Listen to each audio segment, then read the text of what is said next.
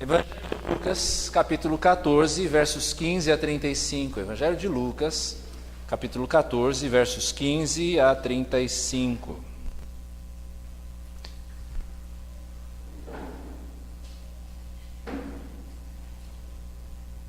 Ao ouvir isso, um dos que estavam à mesa com Jesus disse-lhe: Feliz será aquele que comer do banquete do reino de Deus. Jesus respondeu: Certo homem estava preparando um grande banquete e convidou muitas pessoas. Na hora de começar, enviou seu servo para dizer aos que haviam sido convidados: Venham, pois tudo já está pronto. Mas eles começaram um por um a apresentar desculpas.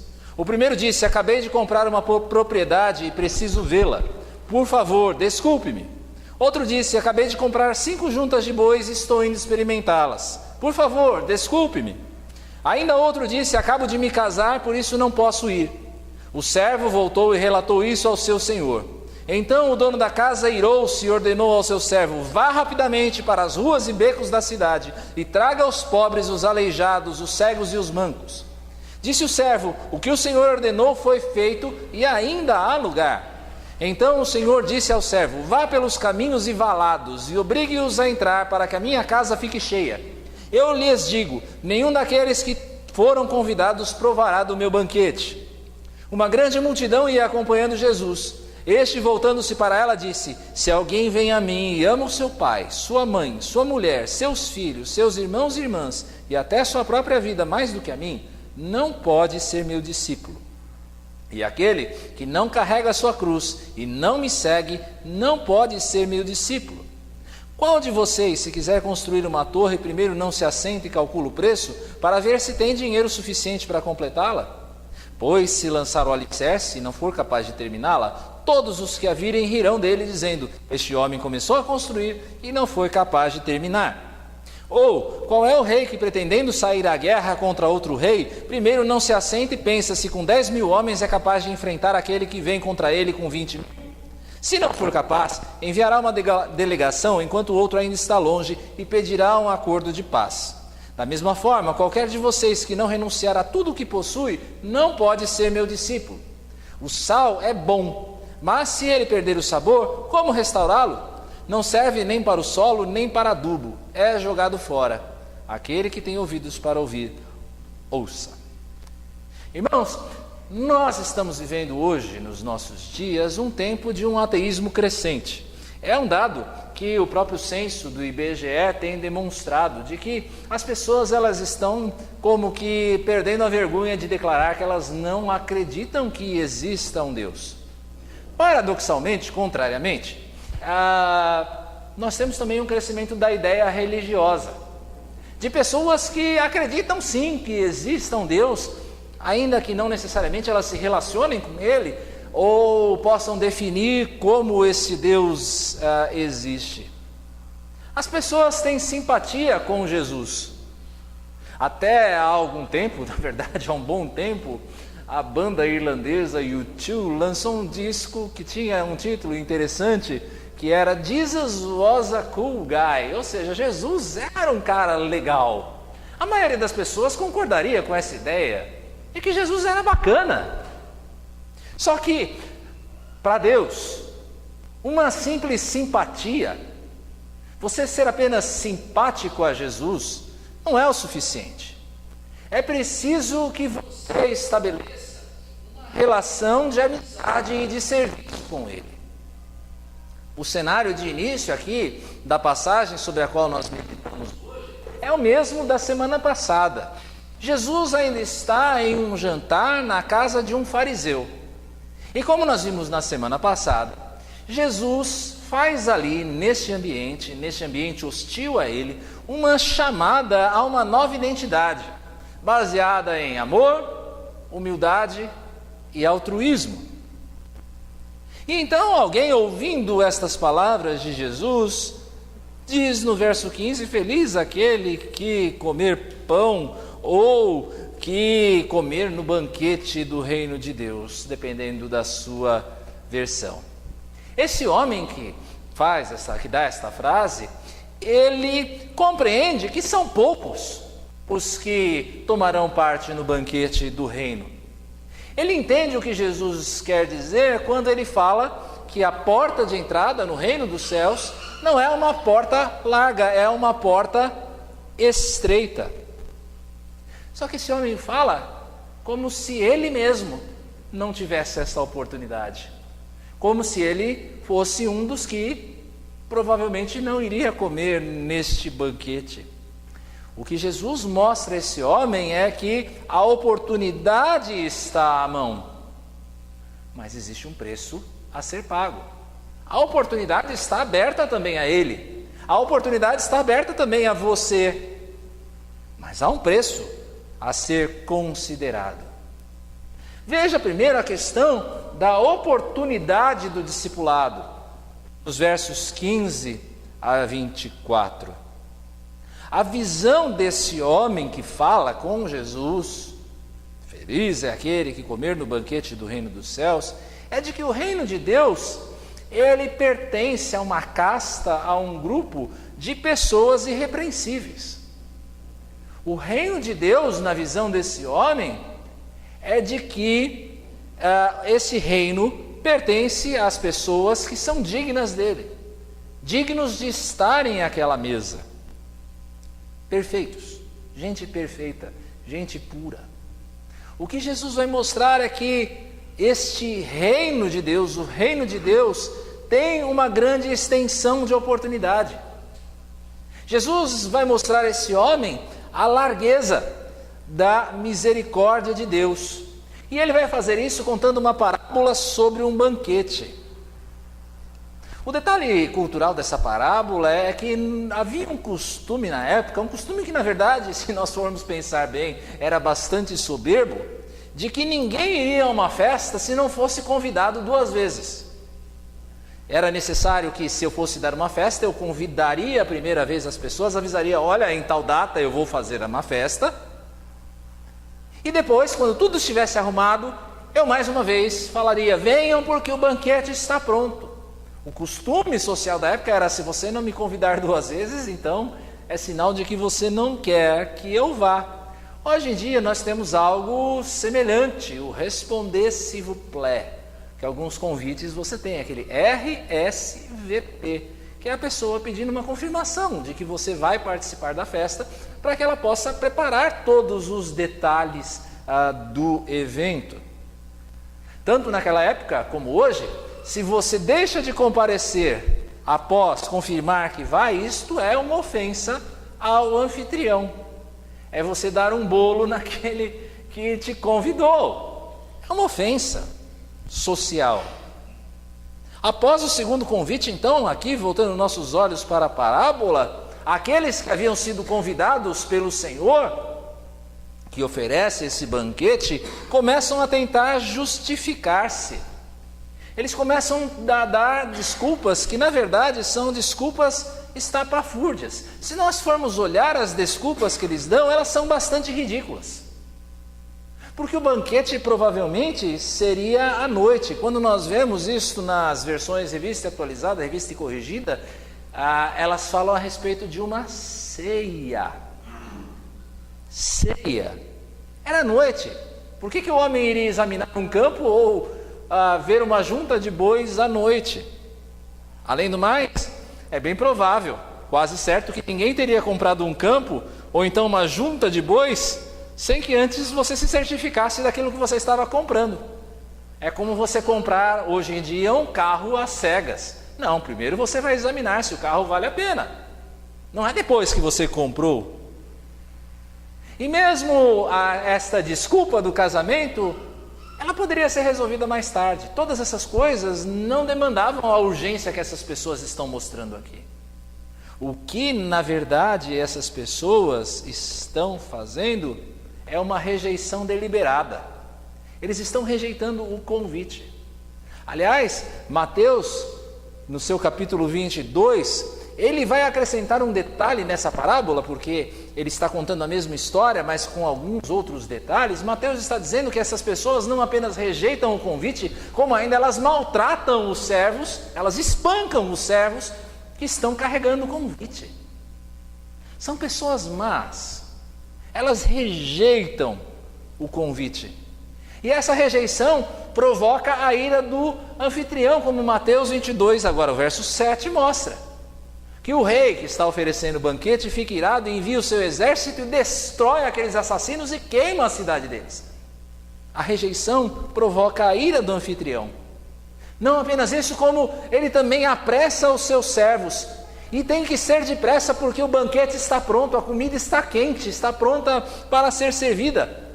Ele apressa os seus servos para que eles chamem para o casamento ou chamem para o banquete todos os que eles encontrarem pelo caminho, inclusive aquelas pessoas que fossem consideradas indignas de estarem presentes nesta ocasião. Cada vez, repare, porque eu estou falando dessa indignidade, que cada vez ele fala para os seus servos irem mais longe. É como se ele estivesse dizendo: olha, você foi convidar essas pessoas, os convidados da festa nos jardins, agora comece a ir mais para a periferia. Vá para os lugares mais distantes. Vá nas comunidades, nas favelas e chame aqueles que você encontrar. Convide. Traga para minha casa.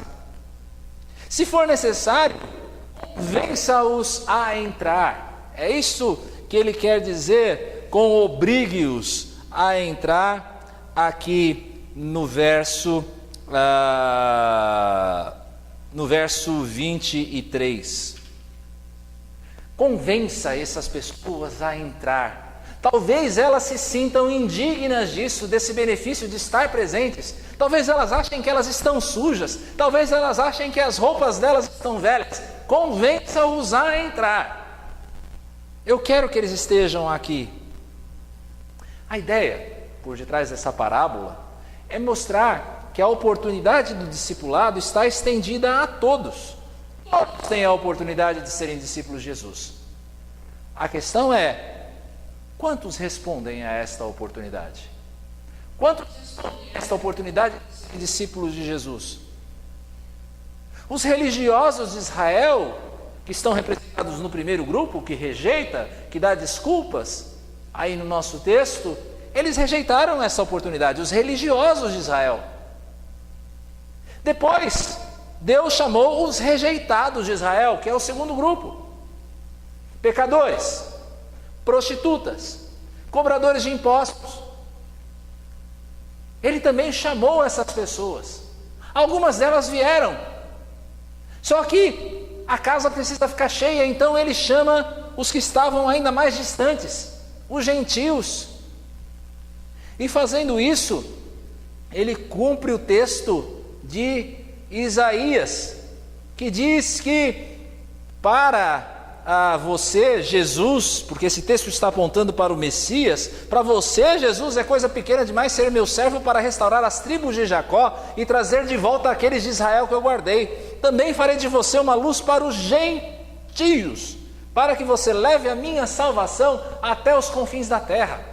Nós olhamos para esse texto, nós olhamos para esta metáfora, essa ilustração da casa que precisa ficar cheia, e nós entendemos a misericórdia de Deus, o grande coração de Deus, que quer que muitos se salvem. Mas como isso acontece? Como isto acontece? Como a salvação chega para mim e para você? Porque esse texto fala de mim e de você, fala de nós. Nós que estávamos distantes de Israel, nós que fazíamos parte desse grupo dos gentios, mas agora somos povo de Deus. Antes, Deus falou aos nossos pais pelos profetas. Depois, como Hebreus 1 nos lembra, ele nos falou por Jesus Cristo. Ele se revelou em Jesus Cristo, fisicamente. João vai dizer: as nossas mãos tocaram nele, nossos olhos o viram, nossos ouvidos o ouviram, ele esteve aqui conosco. Ele se revela em Jesus Cristo. E hoje Deus fala conosco através da sua palavra, por meio do seu Espírito Santo, iluminando o nosso entendimento. E o Espírito Santo, então, ele nos compele, Ele nos persuade a crer, não por constrangimento, não forçando a nossa vontade, mas nos dando um novo coração. Um coração que é apto a responder positivamente a esse chamado ao discipulado.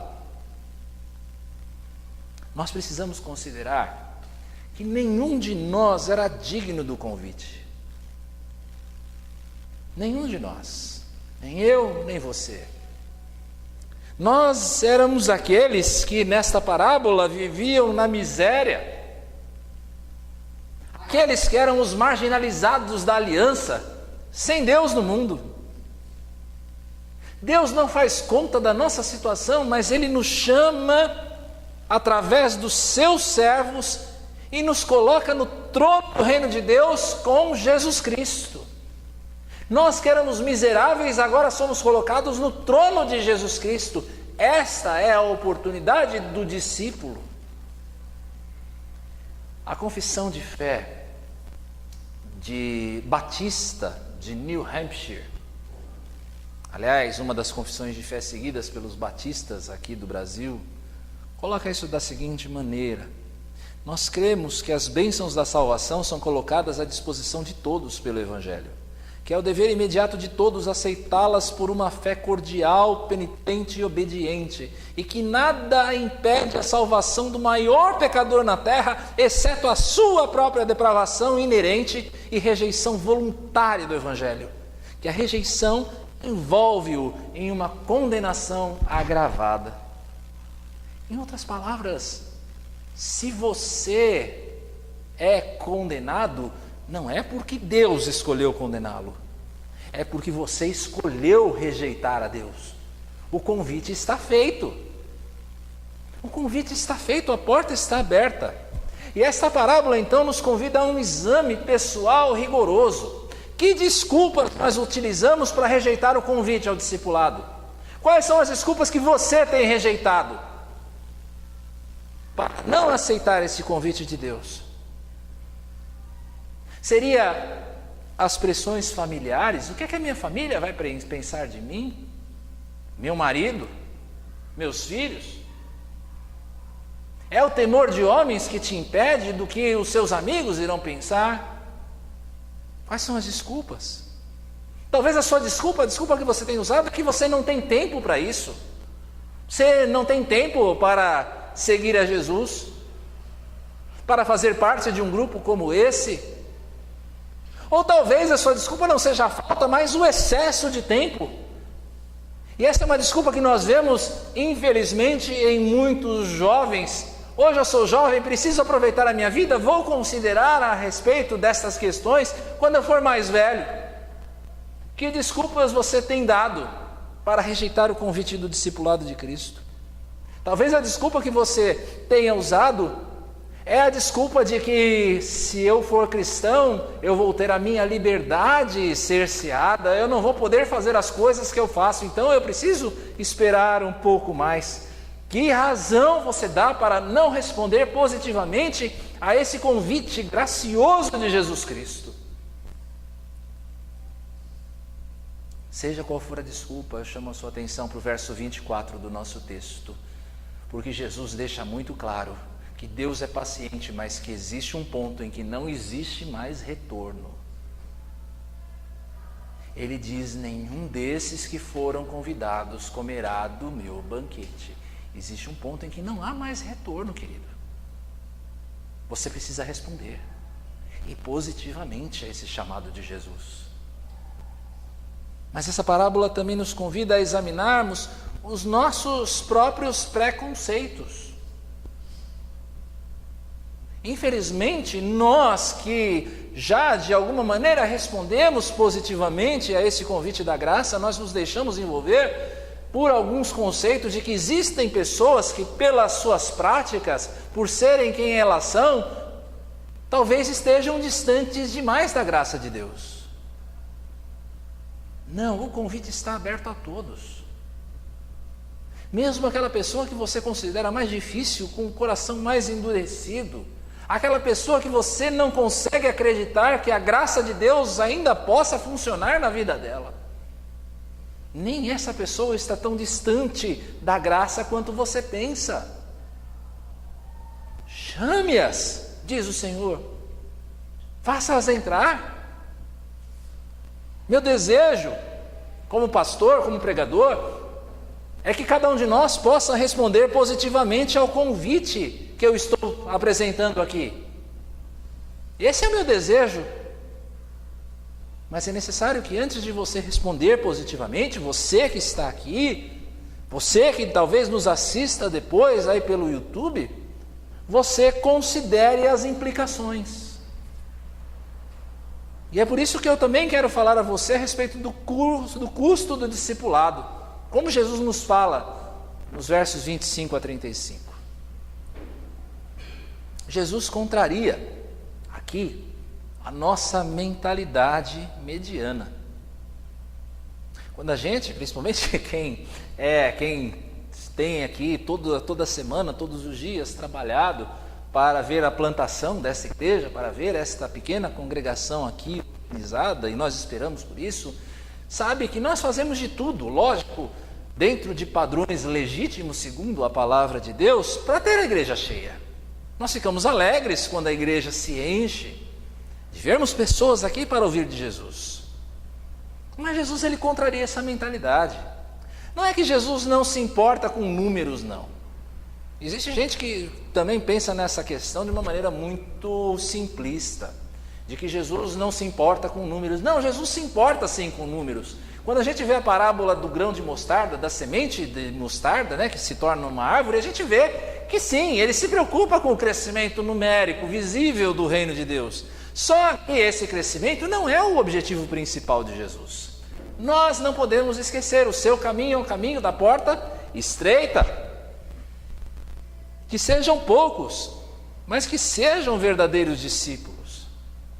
Jesus, meus irmãos, foi o único pregador que fez as suas congregações menores com seus sermões.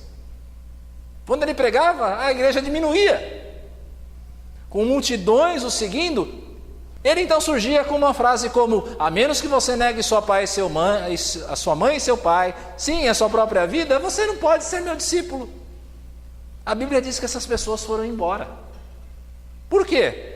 Porque Jesus jamais deixa a multidão controlar a verdade. Será que a grande multidão entendia, então, o que significava ser um discípulo? O custo envolvido? Será que você entende o que é o custo de ser um discípulo de Jesus? As pessoas querem a salvação, irmãos, mas elas não querem dedicar tempo para serem discípulos comprometidos. O que muitos cristãos querem fazer é servir de auditório para a vida cristã. Um auditório onde uma pessoa vai para obter informações, mas que não é obrigada a se comprometer com qualquer tipo de trabalho. Quem vai atrás de Jesus assim não precisa fazer uma prova, não precisa fazer lição de casa, elas estão participando apenas com fins informativos. Elas querem os dados sem a responsabilidade. Isso é um auditório. E infelizmente é isso que muitas pessoas fazem todo domingo, elas apenas assistem a Jesus. E Jesus então vai falar a respeito do custo que nós temos de considerar se nós queremos ser chamados discípulos dele. Ele fala isso através de duas parábolas ainda não, mas ele fala a respeito no verso 26, de que um dos custos de ser o seu discípulo é a ruptura de laços. Algumas vezes os nossos laços sociais vão ser rompidos, laços que são até caros a nós. Seremos deixados ou renegados pela nossa família. Nossos amigos irão nos abandonar. Não raro, queridos, a conversão de alguém separa uma família. Separa mesmo. O que Jesus está falando aqui não é para que nós renunciemos ao amor que nós dediquemos aos nossos parentes, não. Mas nós temos de ter a compreensão do que vem em primeiro lugar. de quem nós colocamos em primeiro lugar na nossa vida. E não pode ser nossa família. A nossa lealdade não pode ser uma lealdade hesitante. O custo de discipulado também implica na renúncia ao eu, como Jesus fala aí no verso 27. A renúncia ao eu. Em Gálatas, Paulo vai refletir essa ideia da renúncia do eu, dizendo que nós fomos crucificados com Cristo. E se nós fomos crucificados com Cristo, já não somos mais nós que vivemos, mas Cristo que vive em nós. Se você foi realmente crucificado com Cristo, você morreu, querido. Você foi crucificado com Cristo, você morreu com Ele e com Ele você ressuscitou. É com Ele que você vive, é por Ele que você vive. Isso quer dizer então que seguir a Jesus muitas vezes implica na morte do meu conforto, na negação das minhas próprias vontades, na negação das minhas ambições. Nós oramos a oração do Pai Nosso tantas vezes e nós não entendemos a gravidade que implica quando nós dizemos: seja feita a tua vontade. A renúncia ao eu é o seja feita a tua vontade levado a sério. É somente quando você renuncia ao eu, quando você está disposto a renunciar às tuas vontades, às tuas ambições, o teu conforto, que você pode dizer realmente: seja feita a tua vontade. No verso 33, Jesus também vai falar do que eu preciso renunciar. Qual é o custo? A renúncia de tudo aquilo que eu considero meu. É a noção de que nada mais me pertence. Nada mais me pertence, exceto o tesouro de Cristo. Paulo descreve isso magnificamente em Filipenses 3, quando ele diz: mas o que para mim era lucro, passei a considerar como perda por causa de Cristo. Mais do que isso, considero tudo como perda, comparado com a suprema grandeza do conhecimento de Cristo Jesus, meu Senhor, por quem perdi todas as coisas. Eu a considero como esterco, para poder ganhar Cristo. Todas as outras coisas perto de Jesus Cristo são como esterco. Não tem valor algum. Jesus é o tesouro escondido. Ele é a pérola de grande valor pelo qual se vende tudo. Negar o nosso próprio eu é adotar aquela consciência que eu já tenho falado nas últimas 2 semanas, a consciência de que nós somos administradores dos bens que Deus nos dá. Nós não somos os proprietários do que Deus nos coloca à mão. Existe aqui um santo paradoxo, como Mateus nos lembra, de que aquele que quem acha a sua vida a perderá, e quem perde a sua vida por minha causa a encontrará. Se você quer preservar a sua vida, querido, se você quer preservar os seus gostos, se você quer preservar a sua vida tentando reter as coisas que já estão fadadas à destruição, você vai perder a sua vida. Agora, se você está disposto a perder a sua vida, então você a ganhou.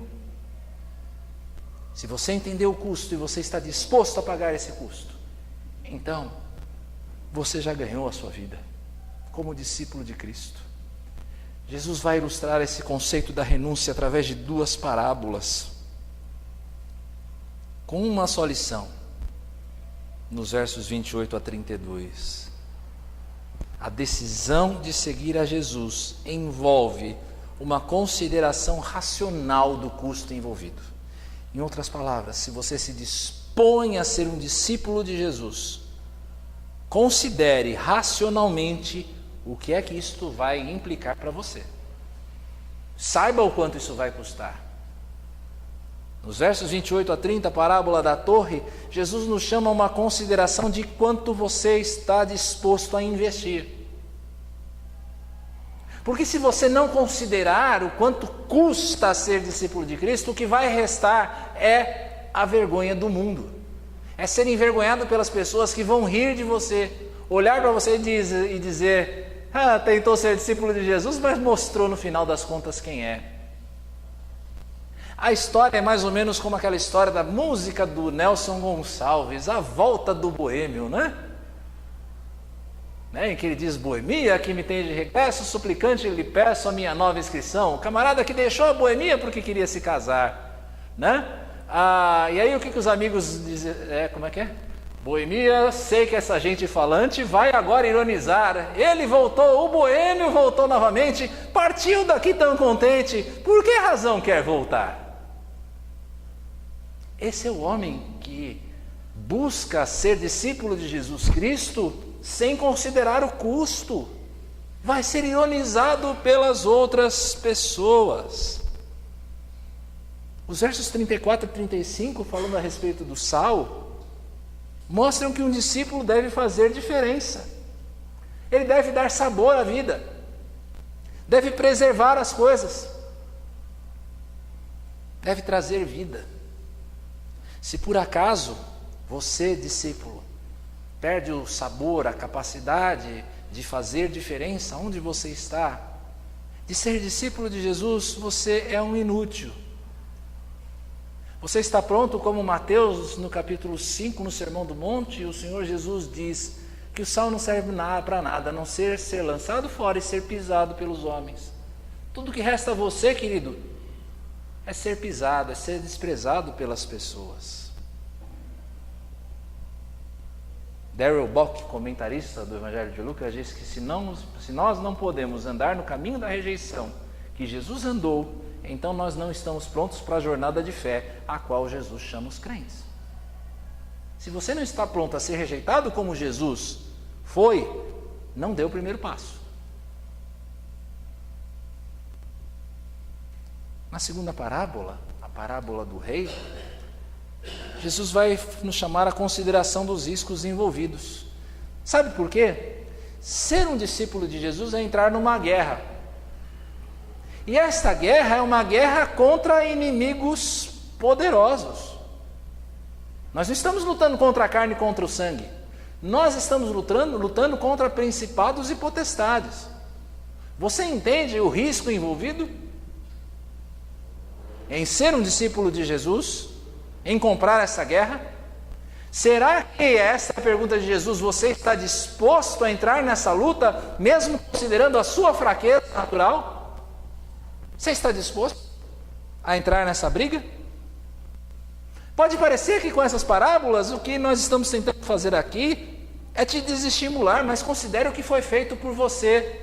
Considere o que foi feito por você, por Jesus. Na famosa passagem do servo sofredor de Isaías 53, nós somos lembrados que Jesus pagou um preço. Ele assumiu o custo no seu sofrimento.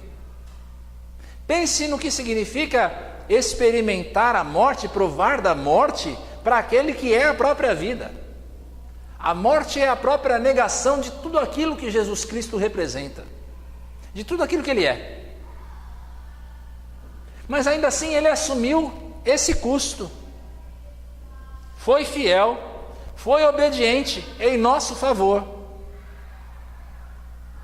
Será que valeu a pena? Será que valeu a pena? O verso 12 de Isaías 53 vai nos dizer que com o sofrimento veio a sua recompensa, e sua recompensa é o despojo entre os grandes. Irmãos, mais uma vez eu digo, pode pular o próximo versículo, pode ir para o próximo. Isso. Meu irmão, meu maior desejo é ver você como discípulo. Para isso nós existimos como igreja. Nós tentamos cumprir a grande comissão do Senhor Jesus, que nos diz: vão e façam discípulos. Esse é o nosso esforço. Tudo aquilo que nós fazemos na Antioquia é para isso, é para fazer discípulos do Senhor Jesus. Mas você precisa considerar o custo envolvido. Ainda que lhe custe a vida, seguir a Jesus vale a pena, e é por isso que nós dizemos a você: abrace o discipulado verdadeiro. Vale a pena porque os sofrimentos do tempo presente não podem ser comparados à glória que está diante de nós. O que você sofre agora o preço que você paga por ser um discípulo de Jesus não pode se comparar à glória que está reservada para você. Por isso eu chamo você a agarrar-se à oferta graciosa de Cristo. Pode ser que isso custe a você o ódio dos homens, pode ser que custe a você a perda de tudo que você possui, inclusive da sua própria vida, mas responda positivamente ao convite do discipulado. Responda positivamente à graça de Deus. Nada, meus irmãos, do que a média das pessoas considera valioso, carreira, família, bens, tem valor à parte de Jesus. Pare de buscar as desculpas para não fazer aquilo que é o necessário, para não submeter a sua vida, a sua vontade, os seus desejos a Cristo. Pare de temer, de ter medo de homens que não podem fazer nada além de tirar a vida. Você tem de temer aquele que tem o poder de tirar a vida e lançar a tua alma no inferno. Responda positivamente à graça de Deus. Responder positivamente à graça implica também em nós termos um compromisso como igreja com a evangelização. Nós recebemos de Deus o privilégio de sermos instrumentos que Deus usa para alcançar os seus eleitos aqui, nesse bairro em Santana. Deus nos deu esse privilégio. Deus nos deu o privilégio também de alcançarmos as pessoas aonde nós aqui corporativamente não podemos ir, mas que Deus leva você individualmente, dentro da sua casa, dentro da sua escola, dentro da sua empresa. Deus deu a você este privilégio de ser um instrumento que Ele usa para fazer o convite da graça. Deixar então de aproveitar as oportunidades. Não buscar construir laços que abrem as portas à proclamação, é nós sermos servos inúteis. E como servos inúteis, nós teremos de enfrentar a ira do nosso Senhor. Como eu também tenho enfatizado aqui, com aqueles que são pais, ou aqueles que ainda serão, nós temos de dar atenção à evangelização dos nossos filhos. Nossos filhos precisam responder também ao chamado da graça. Nossos filhos são ensinados hoje na escola bíblica aqui na igreja. Nossos filhos são também, a palavra é pregada a eles no culto infantil, mas nós precisamos evangelizá-los dentro da nossa própria casa, porque eles vão precisar um dia responder a esse convite. E não seja por nossa causa que eles não vão respondê-los positivamente. Diante desse convite da graça também, do discipulado, nós temos de rejeitar qualquer tipo de preconceito, dentro e fora da igreja. Deus criou para nós um mundo variado, e Deus estende a sua graça aos mais variados tipos de pessoas. Independente dos seus problemas, independente dos seus pecados, independente das suas dificuldades, Deus estende a sua graça para as pessoas mais improváveis. Receber essas pessoas como irmãos, ou pelo menos considerar que todos são imagem e semelhança de Deus como nós, é fundamental.